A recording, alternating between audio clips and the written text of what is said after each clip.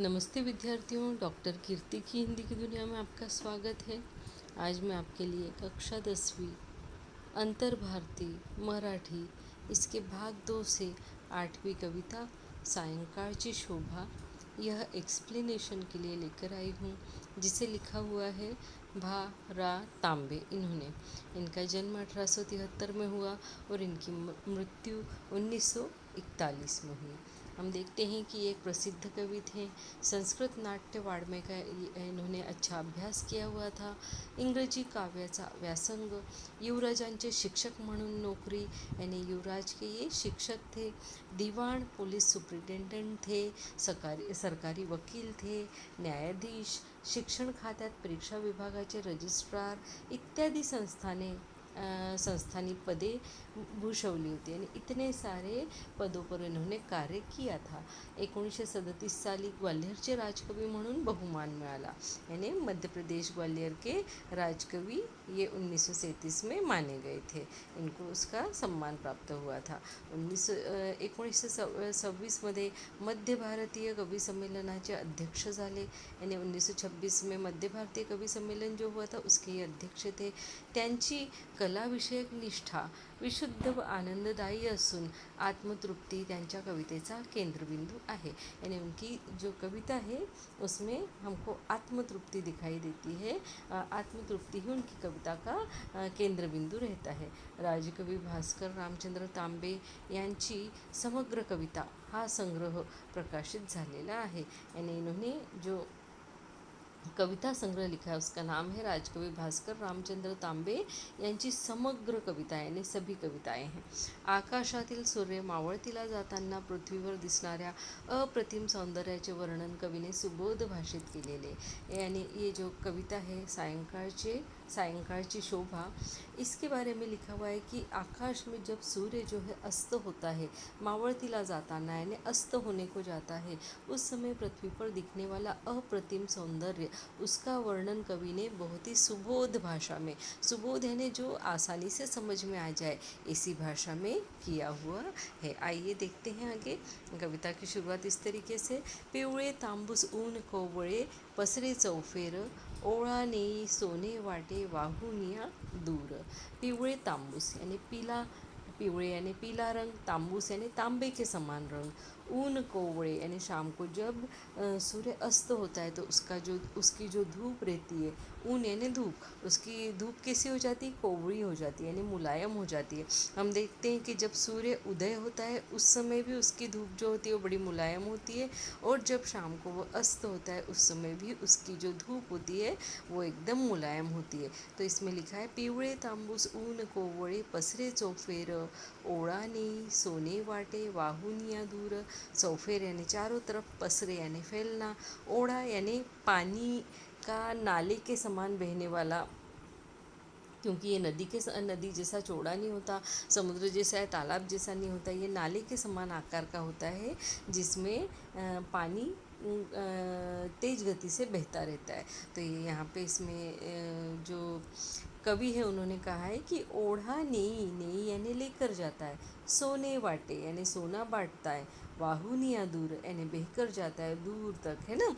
तो वो बोल रहे हैं कि शाम के समय की जो सूर्यास्त की सुंदरता है वो देखते ही बनती है। जो सूर्य की जो किरणों का रंग है, पीला, तांबे जैसा इस तरह का रंग दिखाई देता है ना, कहीं कहीं पीला, कहीं कहीं तांबूस यानी तांबे के समान लाल दिखाई देता है। और ये जो कोमल धूप है ये चारों तरफ जो है फैल जाती है। और ओढ़ा नेई सोने वाटे वाहुनिया दूर, जो पानी ओढ़े में बहता रहता है वो पानी इस सोने को, यानी वो जो सोनेरी किरणें हैं सूर्य की, उन किरणों को बहाकर दूर तक ले जाता है और बांट देता है, यानी बांटने का कार्य करता है, खुशियों को बांटने का कार्य करता है। झाडांनी किती मुकुट घातले डोकीस सोनेरी, यानी जब वो सूर्य अस्त को जाता है तो उसकी जो किरणें रहती है वो पेड़ों पर ऐसी दिखाई देती है, वो तिरछी किरणें पड़ती है ना, ऊपर से कम और नीचे फैली हुई ज़्यादा, है ना, ट्रायंगल शेप में, तो ऐसी दिखाई देती है जैसे सभी झाड़ों ने जो है मुकुट पहन लिया है। और सेम ऐसी ही शोभा हमें सुबह के समय भी दिखाई देती है, जब सूर्य का जो सूर्य जो है उदय होता है और उस समय उसकी किरणें बड़ी कोमल रहती है, और वो रेशमी किरणें उस उन किरणों के हमें धागे धागे दिखाई देते हैं ना। और ऐसा लगता है जैसे बिल्कुल सीधी वो धूप आकर झाड़ों में से निकलकर हमारे पास आ रही है। झाड़ों को मुकुट के समान मतलब झाड़ों ने उनको मुकुट के समान धारण किया हुआ है, ऐसा हमें लगता है। तो यहाँ पर यही कवि कह रहे हैं कि झाडांनी किती मुकुट घातले डोकीस सोनेरी, यानी झाड़ों ने कितने सोनेरी रंग के मुकुट पहन लिए अपने सिर पर, है ना। मुकुट यानी सिर के ऊपर पहना जाने वाला मुकुट। झाडांनी यानी झाड़ों ने, किती यानी कितने, है ना। घातले यानी पहन लिए हैं, डोकिस यानी सिर पर, सोनेरी यानी सुनहरे रंग के मुकुट सभी झाड़ों ने कितने अपने सिर के ऊपर पहन लिए हैं। कुरणावर शेतात पसरला गुलाल चौफेरी।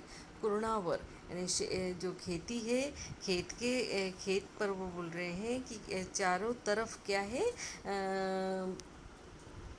गुलाल यानी जो सूर्य की किरणें हैं वो गुलाल के समान लाल जो है वो फैल गई है चारों तरफ, है ना। वहाँ पर हिरवे हिरवे गार शेत है सुंदर साड़ीचे, बोले हरे हरे एकदम सुंदर खेत वहाँ पे। साड़ीचे यानी चावल के जो खेत है उसके बारे में बात की गई है, धान के खेत के बारे में बात की गई है। वो बोले चारों तरफ जो है हरे हरे धान के खेत दिखाई देते हैं, वो बड़े सुंदर लगते हैं। झोंके घेते कसे चहूकड़े हिरवे गालीचे, यानी ऐसा लगता है जैसे वो हरे हरे गालीचे चारों तरफ फैले हुए हैं और वो हवा के साथ में झोंके ले रहे हो, है ना। हवा के झोंके के साथ में इधर उधर हिलडुल रहे। ये जो पेड़ है, इस पेड़ के नीचे जो है हमें यहाँ पर ये सब क्या दिखाया हुआ है, गालीचे, हरे हरे गालीचे दिखाए हुए। अशी अचल, एक मिनट आगे क्या है, हाँ। सोनेरी मखमली रुपेरी पंख कितिकांचे, कितिक यानी कीड़े या कीटक जिसको बोल सकते हैं ना। सोनेरी यानी सुनहरे कलर के, मखमली यानी मखमल के समान नरम मुलायम, रुपेरी यानी जिनका एकदम चांदी के समान रंग हो, पंख कितिकांचे यानी जो कीड़े हैं या कीटक है उनके पंख एकदम सोनेरी है, मखमली है, चांदी के समान चमक रहे हैं। रंग किती वर तरह तरहचे इंद्रधनुष्याचे, और आसमान में इंद्रधनुष के तरह तरह के रंग जो है वो दिखाई दे रहे हैं। यानी सूर्य जब अस्त होता है तो पीला, तांबूस, लाल और ऐसा कई तरह के रंग दिखाते हुए जो है सूर्य अंत में अस्त होता है। तो बोला जा रहा है कि शाम के समय जो है ऐसे कीटक जो है खेतों में दिख जाते हैं, हमें वातावरण में दिख जाते हैं, जिनके पंख सुनहरी होते हैं, मखमली होते हैं, चांदी के समान चमकने वाले होते हैं, और ऊपर आसमान में तरह तरह के इंद्रधनुष्य के रंग हमें दिखाई देते हैं। अशी अचल फूल पाखरे फुले साळीस जणू फुलती, बोले ऐसी अचल, अचल यानी अखंड या बहुत सारी, है ना, असंख्य जिसको बोल सकते हैं। ऐसी फूल पाखरे यानी तितलियाँ, फुले साड़ीस जणू फुलती यानी जो धान के खेत में धान के जो पौधे होते हैं उसके ऊपर जो फूल लगते हैं, साड़ीस यानी धान के खेत में चावल के जो फूल लगते हैं, ऐसा लगता है जैसे असंख्य फूल, असंख्य जो है फूल पाखरे अर्थात जो तितलियाँ हैं वह खुल गई है ना, वह खिल गई है।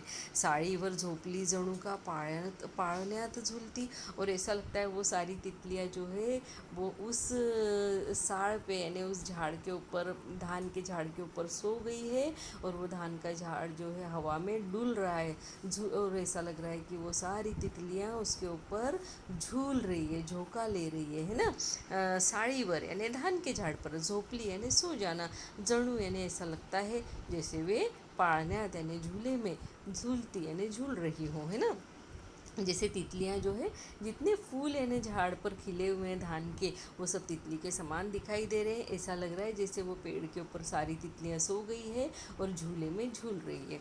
झुळकन सुळकन इकडून तिकडे किती दूसरी उड़ती, यानी दूसरे सब कीटक है या फिर दूसरे प्रकार के कीड़े हैं, तितलियां हैं, इनके बारे में बताया गया है कि उन पेड़ों पे से कोई फर्र से इधर उड़ जाता है, कोई फर्र से उधर उड़ जाता है, यानी झुड़कन झुड़कन यानी फर्र से उड़ना, इधर उधर, इकडून तिकडे इधर से उधर, किती दूसरी उड़ती यानी कितने दूसरे भी जो है कीटक उड़ते रहते हैं। हीरे माणके पाचू फुटनी पंखची गरगरती, और उनके पंख जो है पंख लेकर, कलरफुल पंख जो रहते हैं, किसी के हरे, किसी के माणिक के समान लाल, किसी के हीरे के समान चमकते हुए, किसी के पाँचू के समान पंख जिसका रंग लाल होता है। ऐसा लगता है इतने कलरफुल पंख लेकर वे गरगर गरगर यानी तेजी के साथ में वहाँ पे घूम रहे हैं। पंख सी गरगरती, जैसे पंख ही उनके जो है इधर उधर उनको घुमा रहे हैं, गरगर गरगर, है ना। इस तरीके से लग रहा है यहाँ पर, यानी कीटकों की शोभा बताई गई है। जैसे तितलियाँ हैं या दूसरे और कोई कीटक हैं, उनके जो पंख है उनको बताया गया है कि उनके पंख ऐसे लग रहे हैं जैसे हीरे हो, माणिक हो, पाचू हो, और जैसे उनके जो पंख है फुटुनी पंख सी गरगरती, यानी ये सब पंख में ही लग गए हैं, हीरे, माणिक और पाचू, और वे इधर उधर घूम रहे हैं इतने सारे जो है रत्न लेकर। ये सब कीटक जो है उस धान के खेत पर घूम रहे हैं। पहा पाखरे चारोनी होती झाडावर गोळा, और जो पखेरु है यानी जो पंछी है, पहा यानी देखना, पाखरे यानी पंछी, चरोनी यानी खा पी कर, होती झाड़ावर गोळा, गोळा यानी इकट्ठा होना, एकत्रित होना। तो यहाँ बोला गया है कि जो पंछी है वो दिन भर इधर उधर जाकर खेतों में चुग कर पेट भर के खा लेते हैं और फिर सब झाड़ों के ऊपर इकट्ठा हो जाते हैं। कुठे बुडाला पलीकडील तो सोन्याचा गोळा, और बोले ऐसा ये दृश्य देखते ही देखते, इतनी सारी सुंदरता इस दृश्य की जो है कवि वर्णन कर रहे हैं, और वर्णन करते करते बोलते हैं कि ये सारी घटनाएं घट रही है, और तभी एकदम ध्यान जाता है कि कहाँ वो गोला जो सोने का है वो कहाँ डूब गया है। बुडाला यानी डूब गया, कुठे यानी कहाँ, पलीकडील यानी उस तरफ जो सोने का गोला दिख रहा था वो कहाँ डूब गया। अभी इतना सुंदर वो दिखाई दे रहा था, यानी जो सूरज है वो डूबते समय ऐसा दिखाई दे रहा था जैसे कि सोने का गोला हो। तो विद्यार्थियों, इस कविता का जो अर्थ है वो आपको अच्छे से समझ में आ गया होगा, ये मुझे पूरी उम्मीद है। अगर कुछ समझ में नहीं आया हो तो आप मुझसे कमेंट बॉक्स में लिखकर पूछ सकते हैं।